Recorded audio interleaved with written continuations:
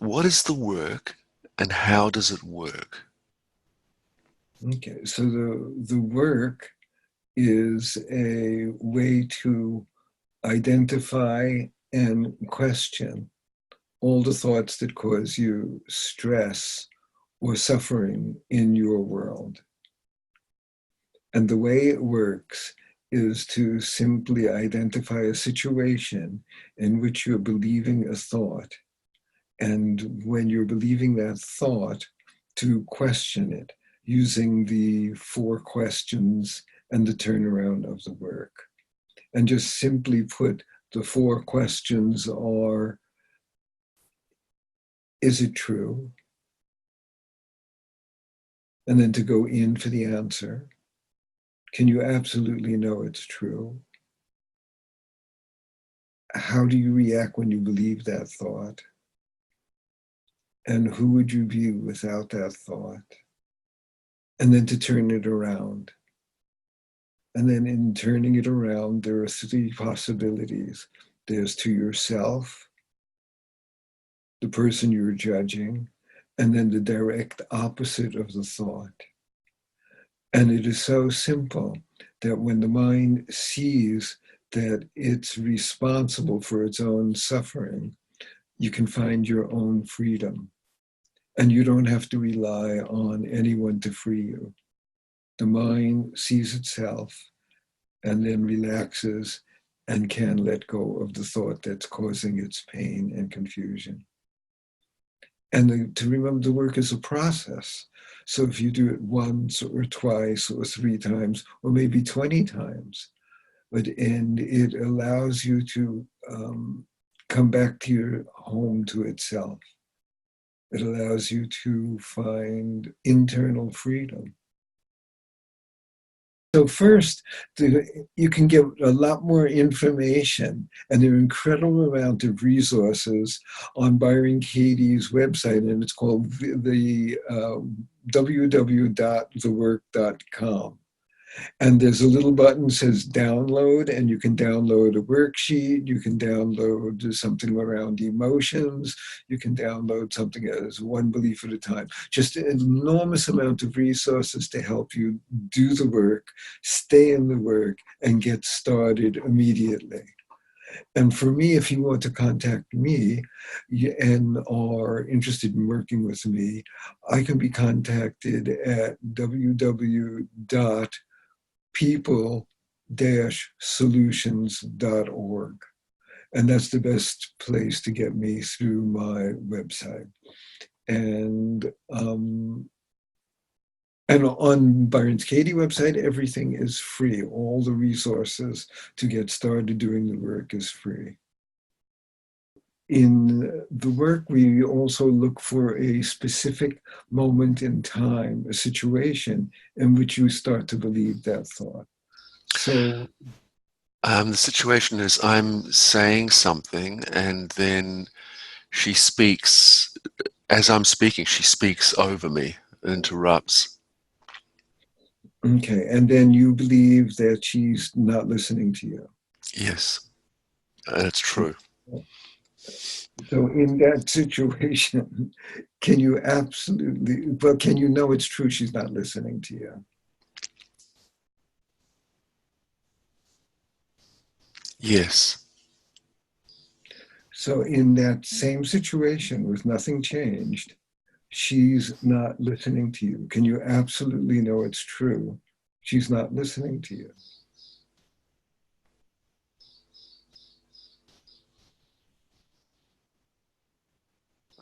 no. So how do you react? What happens to you in that situation when you believe the thought she's not listening to you? I feel irritated, impatient. I speak with annoyance or a harshness in my voice. I feel resentful. I stop listening to her and feel this inspiration inside me to be heard.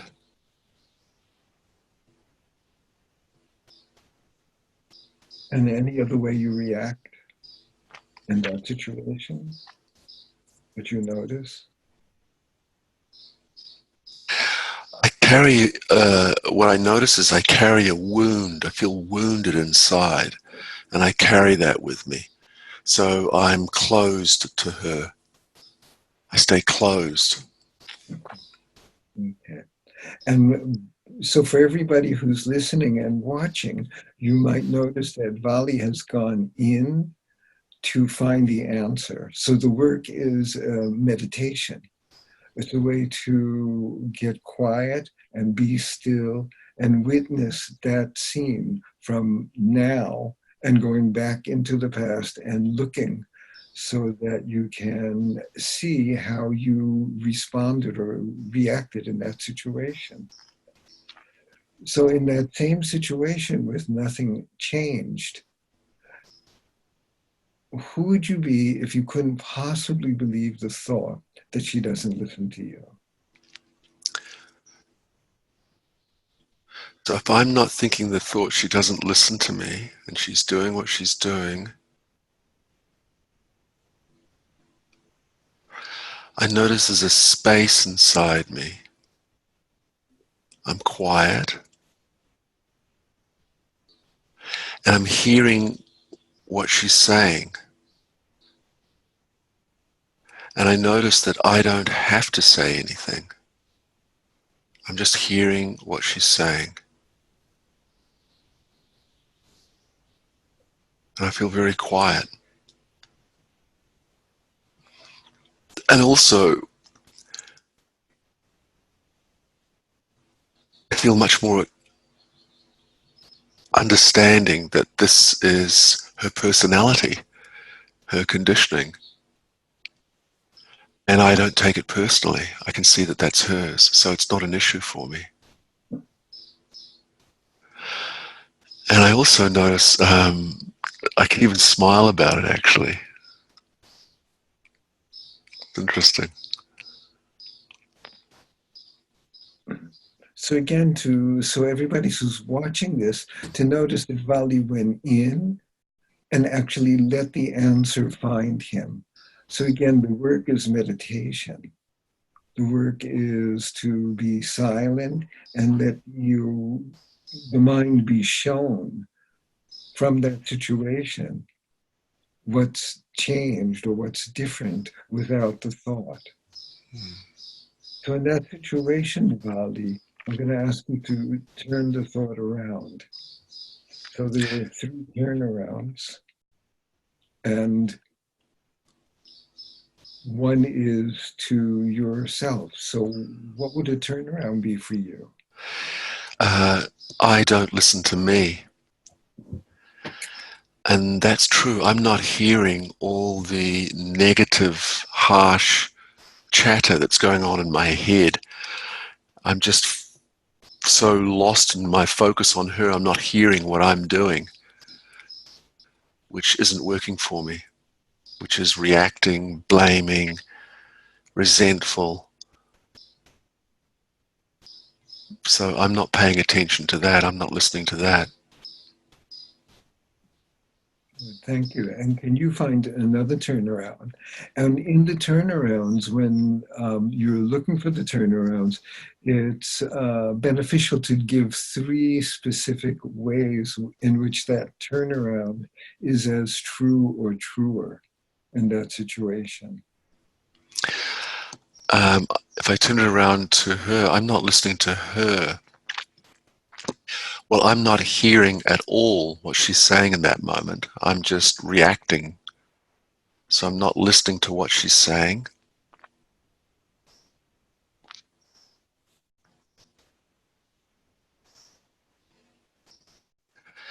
And also in a bigger picture, listening to her, it's like I'm not open to her.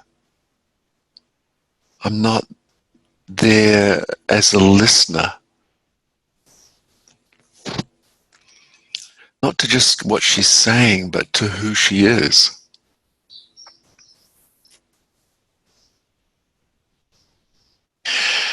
And also, not just in that moment, but when I react with that thought, from that time on, I don't listen to her. I'm just in a resentful, closed off space. So I'm not paying attention to what she says. I'm not, it just all sort of, I dismiss it.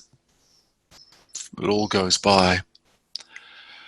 So I continue with that.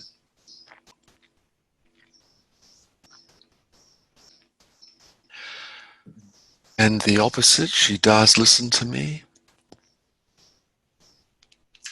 Well, she heard what I was saying, and that's why she came in. She was responding to what she heard me saying.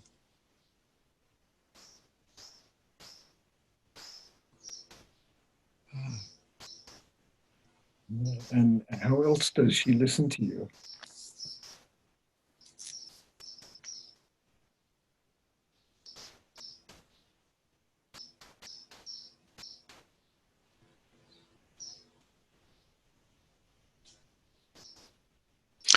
Well, when she is speaking to me, when she came in like that, and she's saying something to me, um, she's interacting. So she's coming in with what she's saying, but it's part of an exchange. So she is listening to me. She's interacting with me. I say something, she comes in. And there'll be a response from me to what she's saying if I'm listening. And do you have another example of how she is listening to you in that situation?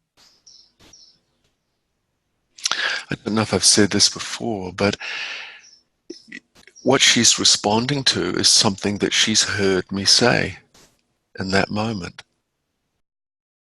The most important thing is you're going to learn to use the work. You're going to find, in how I see it, is you find your own internal wisdom. So I ask the questions. I'm inviting you also into a workshop to explore the mind and to come back home, and that you have everything you need to find your own inner peace. And the workshop holds you in that. And an individual session holds you in that. And in a workshop, there are more processes. So we would look at, let's say, your relationship to mother and father, your relationship to mother, relationship to sex, relationship to situations that you don't want to talk about. And now you have the freedom and the space and a trusting environment to explore and to feel safe. So and basically it's creating a safe space for you to explore your mind and to share it and to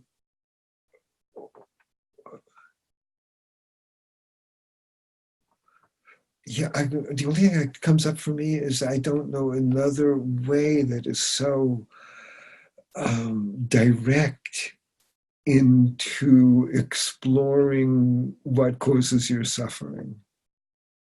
And so I'm inviting you to freedom and to your inner wisdom and to live out of that. For me, it means to question what I'm thinking and believing. Anytime I suffer, anytime I find myself sad, unhappy, or blaming somebody for my unhappiness, I go back to a worksheet and I question. I actually write out a full worksheet, the Judge Your Neighbor worksheet, which you can get at, again, thework.com. And I fill it in, and then either I find a facilitator to help me, or I use something you'll learn about, which is One Belief at a Time worksheet, and I question those thoughts, just like Vali did. Like, she doesn't listen to me. Well, that's painful and confusing, and you're blaming the other person for your situation. So then living in the work is simply taking responsibility for your life. And that for me is living in the work. And leaving everybody else alone.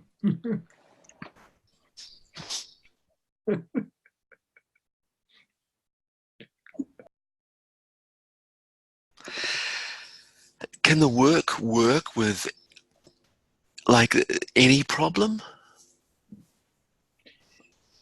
In my experience, yes. And the work, there's only one requirement, and there are no requirements. But as far as I know, there's a requirement to have an open mind and to be willing to actually do the work, to go in for the answers. And so any problem, any situation, no matter how painful it is, has the possibility to find freedom.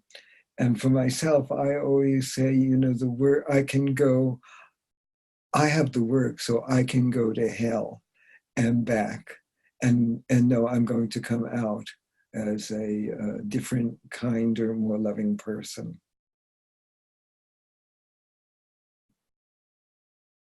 I find I can relax. And if you notice, I closed my eyes and I went in and I look, what does it feel like to come back home? And the home is, I come back to the source of everything, which is my thinking. And then I just simply relax and notice what is. And what that means is I notice that the world is the way it is. Somebody says hello or they don't say hello, or somebody listens to me or they don't. I'm at home with either way. I don't give things meaning that I take off. In the work we called it post-its. I take off the post-its and leave the person and see them as they are. And I say me as I am. So I'm not a superhero. I'm a person who has feelings, emotions, and thoughts. And the work helps me not be attached and believe them. So I have a kinder life. And I treat you with respect and dignity. And that comes from treating me with respect and dignity and kindness. You know, so if I'm unkind to you, it's actually unkind to myself. And if I'm unkind to myself, I'm going to have to live that out to you. So I always return to the source of my suffering, which is me, and I can do something about that.